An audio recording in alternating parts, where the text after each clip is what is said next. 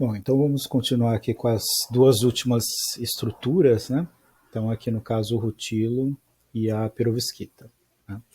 Então aqui no caso do rutilo, essa imagem ajuda bastante, né? No vídeo não vai ajudar muito, mas dá para a gente entender pelo vídeo como é que é formada essa estrutura, que aí esse é o interessante.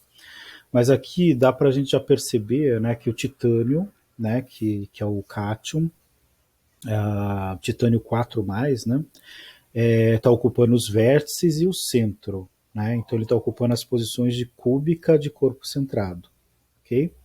Já o oxigênio ele está ocupando aqui, né, duas faces aqui, né? Então um quarto da face, o centro de um quarto da face de cima e outro centro de um quarto da face da outra parte da face. Então se a gente dividir em quatro aqui essa face, está ocupando aqui um quadrante aqui e outro quadrante aqui. Certo? A mesma coisa embaixo nas mesmas posições.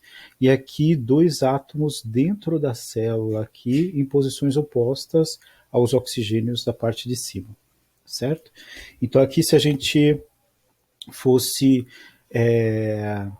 observar aqui o número de coordenação, então para o titânio, como ele está aqui no centro, né, ele está rodeado aqui por dois átomos de oxigênio em cima, dois aqui e dois embaixo. Então tem 6. Né? É como se fosse um octaedro. Deixa eu tentar desenhar aqui. Ó. Então aqui, se a gente desenhar um quadrado planar, né? Minha mesa aqui digitalizadora não está funcionando direito, mas aqui no caso está formando aqui, né, um quadrado planar e um eixo que passa através desse quadrado planar, certo? Então aqui o número de coordenação em relação ao titânio, né, seria 6, né? E aqui é um pouco mais complexo, não é tão complexo, né, mas é difícil de ver nessa estrutura. Se a gente pegar o oxigênio aqui, né, nós temos aqui o titânio, titânio e titânio. Então esses três aqui está fazendo um triângulo plano, né? E aí no caso uma estrutura trigonal planar. E aí nesse caso, né, o número de coordenação para o oxigênio, né, ligado aos átomos de titânio, o número de coordenação é igual a 3, certo? Então tentem observar isso depois quando for passar a animação 3D, né, que aqui ó, tem um triângulo aqui e um triângulo aqui, tá certo? Então, e aqui no caso o óxido de titânio é TiO2, né? Então o número de coordenação vai ser o dobro do outro. Então aqui para o titânio em relação ao oxigênio, tem mais oxigênio do que titânio, então tem o dobro de oxigênio ligado ao titânio do que aqui o oxigênio ligado o dobro aqui de oxigênio ligado ao titânio do que o titânio ligado ao oxigênio. Né? Então aqui tem 6, número de coordenação 6, e aqui o número de coordenação igual a 3, né, para o oxigênio. Tá certo? No caso do número de átomos por célula unitária, então nós temos o titânio aqui está ocupando os vértices, né? Então corresponde a um titânio, e no centro 2. Então 2 átomos de titânio, aqui 2 átomos de oxigênio dentro, aqui essas duas metades formam 1 e as duas metades formam mais 1. Então aqui 1, 2, 3 e 4. Então vai ser a proporção 2 para 4, né? Ou a proporção de titânio 1 para 2. E aí a fórmula é do tipo TiO2, certo? Então aqui no caso, né, eu vou tentar passar rapidamente o vídeo, né? E aqui que mostra como essa estrutura é formada. Então, um pouco mais complexa, né, a formação dessa estrutura do titânio, mas vai resultar naquela estrutura, né, do rutilo, né, típica estrutura do rutilo. Né? Vamos ver a formação. Aqui ele vai mostrar aquele retículo ao redor, né, do titânio, né, que é octaédrico, né, mas ele não mostra o trigonal planar. Né, mas aí, no caso, geralmente mostra em relação ao cátion, né, e não ao ânion. Mas a gente precisa do número de coordenação para os dois. Certo? Aí aqui ó, forma o octaedro. Aqui os 4 átomos ali, né, o verde e o azul, né, são camadas diferentes, né, formadas por camadas diferentes, mas o azul e o verde são os oxigênios e o cinza é o titânio, tá certo? Mostrando aí o octaedro e o número de coordenação igual a 6. Okay? Agora vai voltar a estrutura e aí ele vai mostrar como é formada a célula unitária. Né? Então, vou começar a cortar. E aí ele vai pintar os átomos de oxigênio que estavam verde e azul de vermelho, né? Para ficar mais fácil, geralmente o oxigênio é representado em vermelho. Né? Não significa que o átomo é vermelho, mas sim é só uma representação para facilitar. Né? Em geral, hidrogênio é branco, carbono é preto, enxofre é amarelo, cloro verde, né? E aí, geralmente, metais de transição são representados em cinza, né? E agora está em vermelho. Dá para perceber que se fosse representar adequadamente, né? Então parte desse átomo está cortado, né? Dentro da célula unitária, mas dá para montar o átomo, né? As partes, né? Que estão faltando. E aí, por isso que nessa representação é bem criteriosa, né? Porque se fosse representado de maneira correta, essas partes, uma parte estaria fora da célula unitária, outra parte estaria dentro, né? Do outro átomo da outra célula unitária. Mas aí consegue se formar, né, os átomos representados naquela célula unitária que a gente viu na figura. Né? E aí, no caso, essa é a célula unitária do rutilo. Então aqui, ó, dá para perceber bem aqui ao redor do oxigênio, né, temos 3 átomos de titânio. Né? Triângulo plano, ele está levemente distorcido, né? Essa estrutura também está bem fiel, né, à estrutura cristalina, né? Que isso é medido com raio-x, a gente consegue medir exatamente as posições dos átomos. Então forma um triângulo que se aproxima de um plano. Ele está um pouco distorcido, mas é trigonal. Né? Ó, não sei se vai dar para ver. Ó. Dá para ver ó, que há uma leve distorção aqui do plano, né? Mas a gente pode aproximar a uma estrutura trigonal planar. Né? E aí, no caso, o número de coordenação igual a 3, né, do oxigênio, e o número de coordenação igual a 6 para o titânio.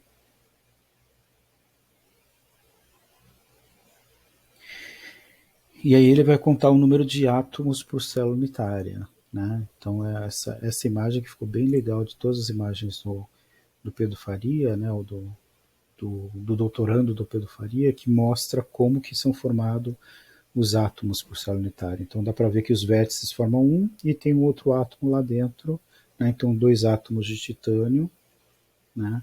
E ali no caso 1 mais 2 meios 2, 3 e 4 átomos de oxigênio. Então a proporção, vou parar aqui, a proporção, aqui dá para ver o triângulo plano, né, das ligações, e aqui ó, o quadrado planar e o eixo passando formando o octaedro. Né? E aqui no caso, a proporção 2 para 4 ou 1 para 2, que forma o TiO2, né? A fórmula do óxido de titânio, então a estrutura do rutilo. Okay? Vamos para o próximo.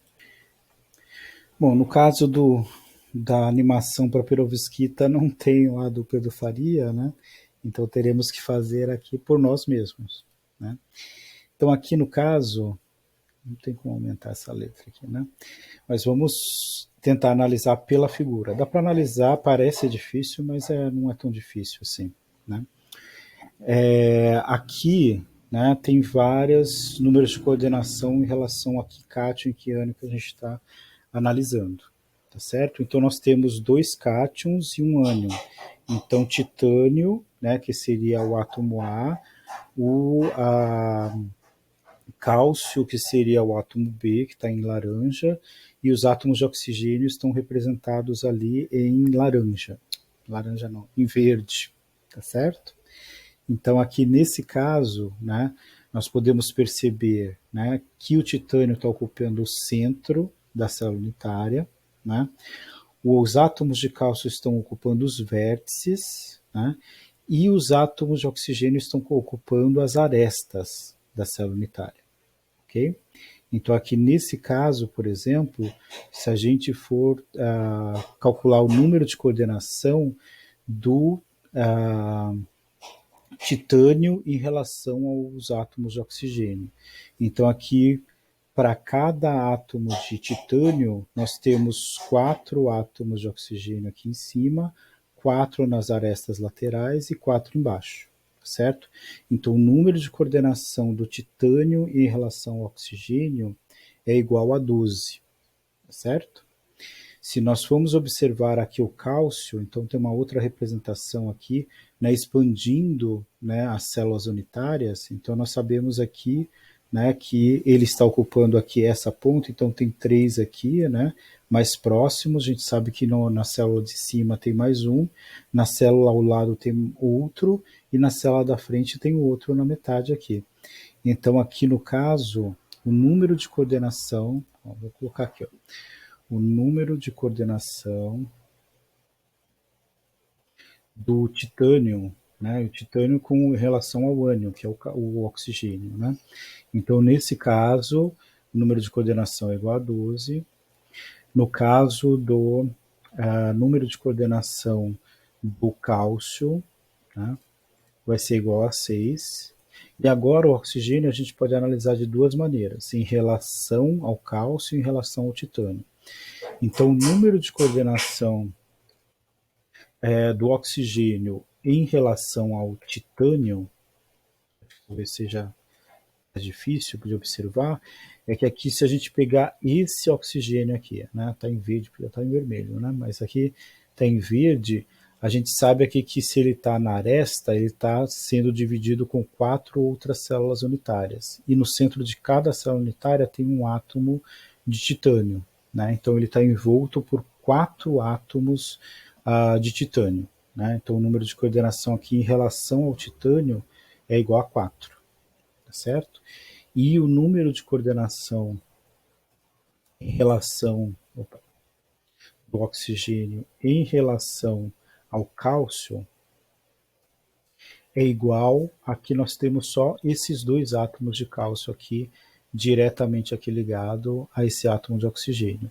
Então é igual a 2, certo? Então a gente poderia convencionar que o número de coordenação do oxigênio, considerando os 2 cátions, será igual a 6. Ok? Então aqui no caso, algumas análises, né? Depois nós temos que saber o número de átomos por célula unitária, né? Aqui no caso, começar pelo titânio, que é mais óbvio, é igual a 1, né? Temos um átomo de titânio dentro da célula unitária, né? Os átomos de cálcio, número de átomos por célula unitária em relação ao cálcio, né?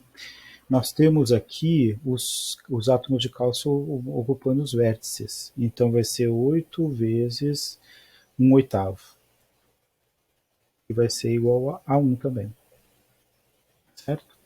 E agora o número de átomos por célula unitária, eu que criei agora, não existe essa nomenclatura, né? Mas só para facilitar, número de átomos por célula unitária em relação ao oxigênio, né? Então, o oxigênio está ocupando todas as arestas. Nós temos num cubo, né, 12 arestas, 4 em cima, 4 embaixo e 4 laterais, tá certo? Então, vai ser 12 vezes 1/4. Né? Então, se o átomo está ocupando a aresta, ele pertence a essa célula unitária apenas 1/4 desse átomo. Né? Então, aqui nesse caso, vai ser igual a 3. Igual computador novo, né? Aqui, é o mesmo lugar, mas a gente confunde. Novo, bonito teclado, se vocês quiserem, depois eu mostro o computador novo. Então, aqui no caso, a proporção de titânio é de 1 para 1 para 3. Para 3 oxigênios, certo? Então, no caso, a fórmula vai ser TiCaO3, né? E aí seria subscrito aqui que não dá para fazer aqui no Adobe e colocar subscrito, pelo menos eu acho que não, né? Então aqui no caso nós temos o número de coordenação, o número de átomos por célula unitária e a fórmula a, da perovskita, né, que é um óxido duplo, né, óxido de titânio e cálcio, tá certo? E essa seria aqui a estrutura da perovskita. Então, parece mais complexa, mas eu acho que a mais complexa de todas, né, isso aqui também não é tanto assim, né, a fluorita, né, tem aqui cúbica de face centrada com um cubo dentro, né? Aqui só a imagem que está trocada. Esse aqui, no caso, seria a antifluorita, onde o cátion está dentro e o ânion está fora, né? Mas a fluorita real, esses que estão aqui fora, né, em verde, é o cátion e o que está dentro é o ânion, né? Então aqui está invertido, é só a imagem que está errada, né? E aqui, essa aqui, né, a Wurzita também é bem complexa. Aquela versão mais simples que a gente viu pela animação é um pouco mais fácil de observar, mas essa aqui seria a célula unitária da Wurzita, que é mais complexa, acho que é a mais complexa de todas, né? A outra aqui, essa aqui parece, a esfarelita parece com a fluorita, né? Só que no lugar de ter um cubo aqui dentro, nós temos apenas 4 átomos. Então, um octaedro dentro de uma estrutura cúbica de face centrada e um cubo só com 4 vértices sendo ocupado, e aqui no caso os 4 vértices do cubo interno, 4 vértices sendo ocupados, né? Aqui no caso cúbica de corpo centrado, onde é cúbica e o centro ocupado pelo contraíon, né, no caso o cátion, e aqui no caso o NaCl, né, que são duas estruturas cúbicas de face centrada juntas, né? Então dá para a gente observar tanto o sódio como ocupando cúbica de face centrada e o cloro como ocupando as arestas, como poderíamos trocar também uma outra visão, né? Aqui não tem mas na internet tem bastante, né, mostrando as duas possibilidades. E na animação a gente viu também, né, que dá para visualizar de diferentes maneiras, né? Quem está ocupando, quando um está ocupando a cúbica de face centrada, o outro está ocupando as arestas. Se a gente tiver uma outra visão, pegar metade da célula unitária aqui e expandir ela, né, então aí o cloro que vai estar ocupando aqui a cúbica de face centrada e o sódio estaria ocupando as arestas e o centro, né, o centro da célula unitária. Ok? Bom, então é isso. E aí depois vou passar alguns exercícios para vocês, né? Mas assim, é mais visualização, né, da célula unitária, que é bastante importante para a gente ter uma visão, né, das estruturas cristalinas. Ok? Então é isso.